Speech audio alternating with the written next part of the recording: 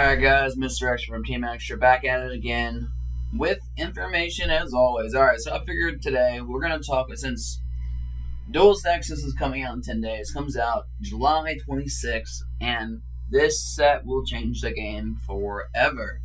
So I got the set list pulled up here right now for you so I can go over some of these interesting things about this set. Say if you're someone who's, I don't know, never looked into it before, or you're wondering like all the broken stuff that's coming out of this. So first off, let's go over a couple of these things. So there is a bunch of new spellcasters that are coming out that do some interesting stuff that's just pretty basic.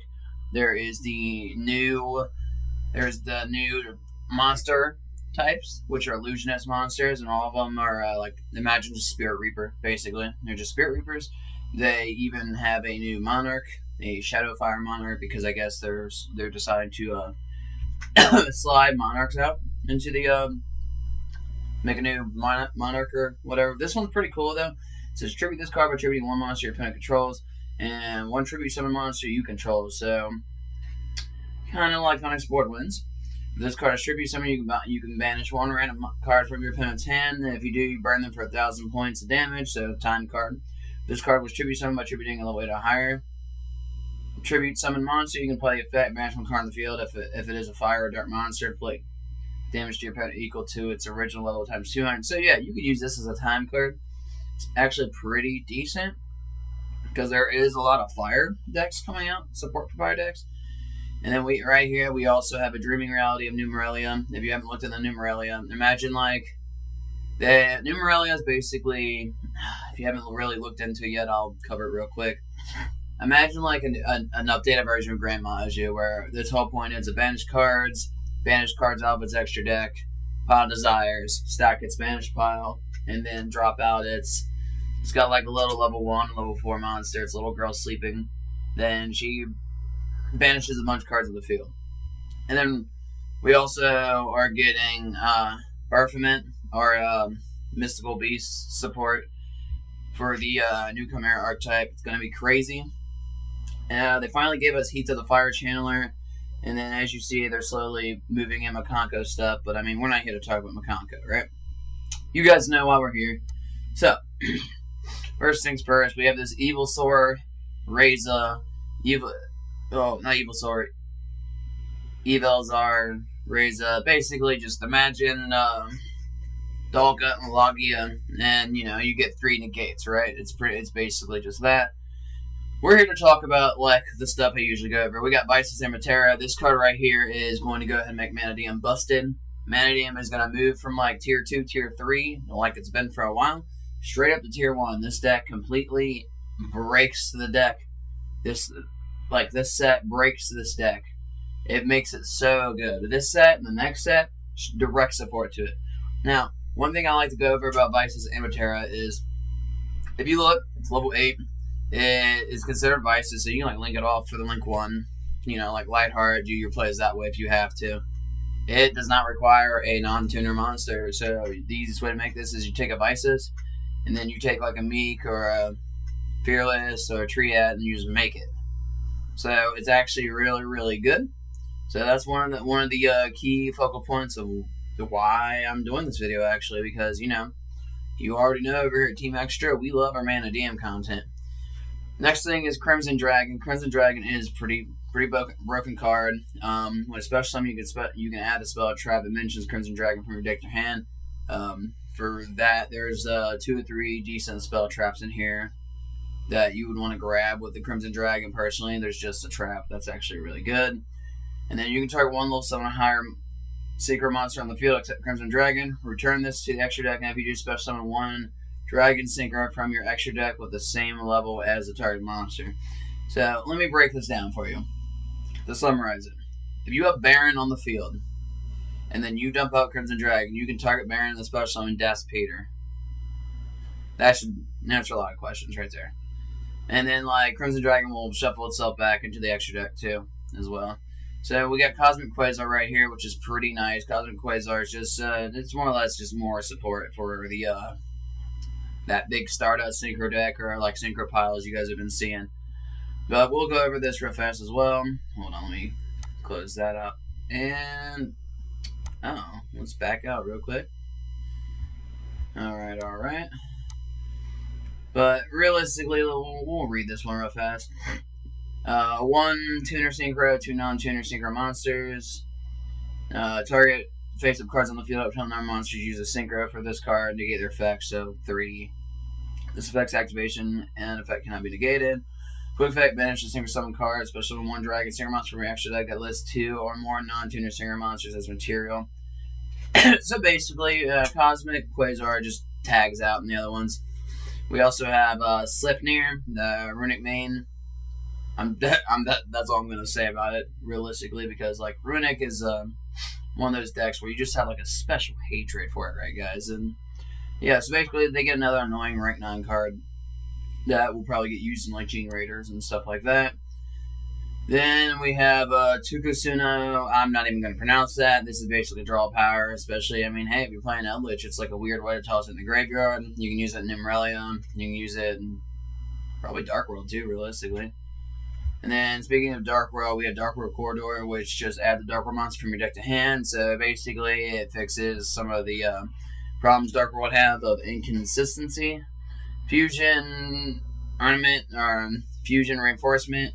Reveal 1 fusion monster in your extra deck. Special summon one of the fusion materials whose name is mentioned on the monster in your extra deck, but until the end of the phase, your opponent's turn, it cannot attack, and its effects, if any, are negated.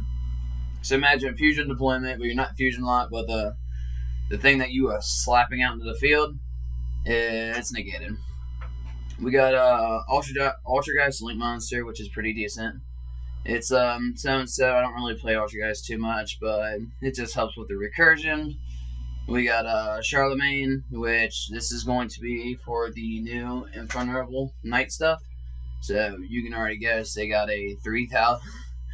I've never seen a Link 1 monster at 3,000 attack, guys. Like, damn. And then we have, and I've been ready to talk about this, Unchained. Unchained got support. They got a new Link 2 that helps them recycle their Unchained stuff as well. I will be testing out Unchained eventually when I start playing Labyrinth again. And we're going to play Unchained stuff with it as well. Alright, so let's continue. So Revolution Synchron, this is huge for the Mannadium strategy. Special summon a Power Tool monster or a level 7 or 8. This is also for a Synchro Pile deck. Or 8 Dragon monster. This card in your hand can also be used as material. I'll probably use this in Dragons myself, personally. You control a level 7 or higher Synchro monster. While this card's in the graveyard, you can send that type of card to your deck to the graveyard if you just special summon it. So, like, I don't know. Imagine Jet Synchron, but your top... No. Imagine Plague Spreader. Top card of your deck to the graveyard. That's definitely Plague Spreader right there. And it says if you special summon this card, its level becomes 1, so it becomes a floating body, which means we're gonna use this to Calamity Lock people, guys, for the Mannadium strategy. And we got dinosaur support, right? And the dinosaur support is like, it's funny. It's called Mighty Dino King Rex, but it says King Rex the Dragon King, and this is a dinosaur, but it's just generic stuff. It's pretty decent. More Altergeist stuff. Let's go ahead and talk about Beta. Beta helps the Mannadium completely pop off because it is a level 8. And basically, the card is destroyed by card effect, and Vices is on the field, and you can special summon this. So basically, you Vices pop an orb to get Vices on the field. This is going to get flicked out too. And then you can also search Clear New World with this, but basically, this gets you into a Baron really fast. Because if you Vices pop special, you're going to have Orb 1, pop it, Vices comes out, Vices would be 2, the Orb would be 3, and Beta would be 4. And you take Beta and then the Orb, and you just make your Baron real quick and keep playing. So this is actually huge. And you can target a monster your opponent controls, destroy it, and if you do, this card gains attack equal to the monster's original attack to the end of the turn. So it's got a temporary Vices effect, so to speak. So we're going to keep just mainly going over the Mannadium stuff at this point because that's the reason why I made the video. The Chimera stuff's going to be really cool, and this deck is going to be a very pain in the ass. So I would look out for that. They even got new Pearly support that's also going to be a pain in the ass because it's basically just another Nor, but it's a mini Nor. They got more Dino support. They got Synchro over the top. I'll elaborate this card and touch base real quick with this one. So target any number of level 7 or 8 Dragon Synchro monsters in your graveyard, special summon them in defense, but Their levels become 1, their effects are negated. Also, you cannot special summon monsters from the extra deck for the rest of the turn. So, synchro monsters, so you get synchro locked, get some free bodies out of it, though. It's like kind of like a double monster reborn, so to speak. When a synchro monster you control is destroyed by battling, damage cut from your graveyard, special summon one Crimson Dragon from your extra deck. That's the main reason. That is the main reason. Like, this is a card, I wouldn't even do the first effect personally, because the effects are negated, like in general, unless you just need some link fodder. But I would mainly like get this card dumped into the graveyard via like extra foolish burial goods or something. Force the interaction so you can get that Crimson Dragon out for free rather than making it. So, Duelist Genesis is alright. It adds a synchro spell trap from your deck to your hand, so I assume it has to have the word synchro in it. Realistically, like that, you can use that and you can search. I would say try to do tuning, but tuning doesn't say the word synchro in it. Okay, so these are the supers for the set right here. These are the secrets right here for the set. Right? I mean, realistically, if you're doing the Mannadium strategy, like I'm going to be doing, you need a decent amount of stuff out of here, actually. There's quite a bit. And then here are the ultras for the set. These are like the main cards that are even important.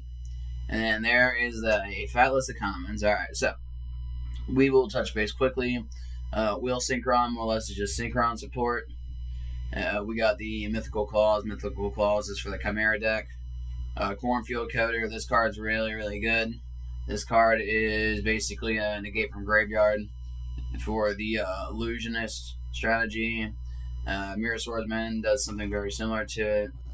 Then we got the King Rex, the Altergeist, and then Mannadium Triad. Now, Triad's really good. Triad you would not run as a 3-up because unlike the other orbs, Triad's effect, when it gets destroyed or whatever, it is once per turn. The other orbs are not. So, 2-up personally on that. Anything else outside of that is up for discussion. Then we have the Unchained Dogs right here. They're level 6. You could take a level 6 Unchained Dog and a level 4. And then you can just end up making some pretty interesting shit there. Because you can make Chaos Angel with a level 6 Unchained Dog and a level 4. Like, say, for example, you're playing Labyrinth or Ariana, and this is a Chaos Angel, right? And these dogs do basically what Unchained stuff do. No need to really summarize it. Just, pop stuff special, target stuff, set stuff special. Good stuff. If you played Unchained before, it does about the same stuff the rest of it does. Okay, so let's go on down. Chimera Fusion's crazy. The card is not once per turn. Something you want to watch out for. The World does 1. We run this as a little 1 to 3-up. It lets you special summon a 15/21 body from your graveyard, which does happen. It doesn't negate the effect, so, put Roomheart back on the field from grave. Get the Roomheart search. Shuffle 1 of your Vices and 4 of your monsters of 15/21 that are banished in your graveyard are faced on the field, and if you do, special summon a Vices Synchro monster from your extra deck. So, Vices Synchro monster is going to be Vices Emerterra. So this helps recur your stuff back, because one issue that this deck does have is when you make Astrolabe or whatever, those cards just stay banished unless you use Despeter to cycle them back. So this right here fixes that problem, which is amazing. So probably, I would say 3-up just for the fact it is a monster reborn for the 15/21 bodies. And, worst case scenario, 2-up. But then we got one more planet card. We have New World Emerterra, even though it says Pristine Planet Emerterra. Oh, hold on. Let me cook. So, I need to check something real quick. Let's go back up to Veda. Alright. So, Veda says, search for a clear New World. Damn, Veda said just search for a New World. Then you can just search Pristine Planet all Veda, and then you can just do some craziness shenanigans right there. So, you activate it only while Vice start processing the field, which, tricks on you, that's easy. If a monster you control destroy a battle card effect, then instant in the graveyard, you can activate one of these effects. Special summon one of the monsters in the fence. One tuner on the field gains attack equal to half that. That's irrelevant. Shuffle one of those monsters in the deck, draw a card, and then shuffle this card into a deck and add a field spell from your graveyard to your hand. That's the whole point of playing that. It'd be a little 1-up for our deck, personally, but it will be doing things. So, that being said, let's go ahead and talk about New World Formation. This card's pretty good. You can search it with Emerterra. Target one spell trap in your graveyard that mentions Vice of Starfall, set it, and if it's a quick If it's a trap or a quick spell, you can activate it this turn. So you can like set another trap and then shotgun it. You manage to cover in your graveyard target 3 spell traps in your graveyard that match advice Starfrost and New World formation, except New World. Shovel them in the deck. So it helps recur. This deck is very huge on graveyard plays, and once you get like mid game, it is very hard to kind of keep grinding from my personal experience. So New World actually helps fix the problem where you can keep your consistency and then shuffle back your stuff between shuffling back New World and using Pristine Planet and Terra to add back your field spells so you can kind of go again, and then using The World is One to shuffle back your Banished Vices and your 1521 bodies so you can like redraw into them, research them, and whatnot. Scrap Iron Idol is the one trap card that I would actually probably run. For the one card that brings out Crimson Dragons, target one of your level 7 or 8 Dragon Singer monsters as banished from your graveyard, special summoning will return to the extra during the end phase. I've been thinking about like trying to run Fairy Dragon for this too. And so set this face down instead of sitting at the graveyard so you can kind of keep doing it. And it says, set card on its own controls is destroyed by card effects. So for example, if they Harpies this, they're going to get rid of it. They're going to pop it because it's very, very annoying recurrence, because the Dragon Singer monster that's banished during the graveyard like it's special, it doesn't negate the effect. And then as soon as they destroy this, guess what? You get your Crimson Dragon out, and you kind of go from there, and then you just get free chicken tendies. So, other than that, that's about all we're going to really talk about. We can talk about New World Stars. You guys might like this card. While you control a beast of Starfrost, the first time each monster you control be destroyed by battle each turn, it is not destroyed. So it's an annoying card. During your end phase, if you control devices, Starfrost, you can target one monster in your graveyard, shuffle in the deck. Or if you control a Tuner Synchro monster, you can add it to your hand instead.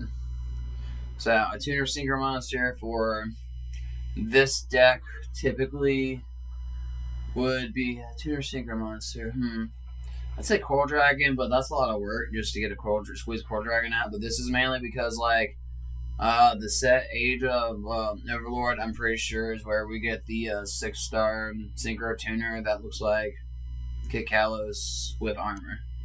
But that being said, that's just some stuff I wanted to go over with you guys. I've been lacking in that department. Figured I'd cover some bases, talk about this a little bit, and yeah. So for Mannadium strategy cards, I recommend to look out for because they're just really good. I wouldn't get New World Full Stars. I'd pick one up for later. I wouldn't use it right now. Scrap Iron Idol, New World Formation, Pristine Planet and Terra. The Worlds is 1. So that's 4 cards right there. Let's go up a little bit. Let's go up. Oh yeah, I actually completely forgot that Kaku, the Command Coon, the bird stuff, unfortunately. Crimson Dragon, Vices and Terra, which these are ultras, so they're going to be a little more annoying to pull. And then they got ultimate rares of them too. And aside from that, I mean, you're running about 6 cards. There's 6 or 7 cards to look forward to. And you need that Revolution Synchron as well to set up your Calamity Locks and everything right here. And then Veda. Veda is a literal 1-up, and you would actually use it just for the fact he's a free level 8 dude. He's too easy to get out. Because, I mean, all it takes is Vices to pop a card in the field. And, like, if you've ever played this deck before, that is literally the first play you start off with. It's a normal summon and Aura, which your best normal summon in this deck going first is normal summoning Meek. And then popping it, and then we'll put out Clarion, and then pop Meek, and then go off. That being said, that's all I got for you guys. I'm going to be like rolling out a lot of content here soon. There's going to be a meta talk that's getting recorded later today with Tricolor Gaming. A bunch of crazy stuff happening. We're just going to be moving up from here, guys. I will see you.